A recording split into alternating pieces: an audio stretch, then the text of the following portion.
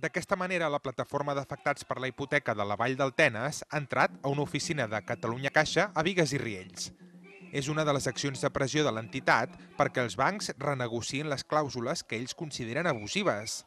Durant una estona, els únics ocupants a l'oficina eren les samarretes verdes de la PA. La plataforma critica que no se'ls escolti. No hi ha manera que arribar a acords amb ells.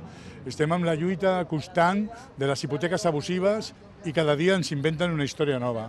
En aquest moment tenim una lluita amb un company de Santa Eulàlia de Ronçana amb una hipoteca titularitzada que li volen fer firmar una novació i no ens diuen qui és el propietari de la titularització d'aquesta hipoteca. Cada dia ens cobren més diners, els interessos, els gastos de demora, els lloguers socials que són una autèntica vergonya. La protesta ha estat pacífica, però molt xivarri per part de la plataforma.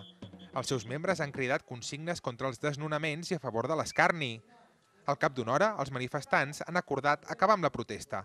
Abans de marxar, però, han avisat que continuaran amb accions com aquesta.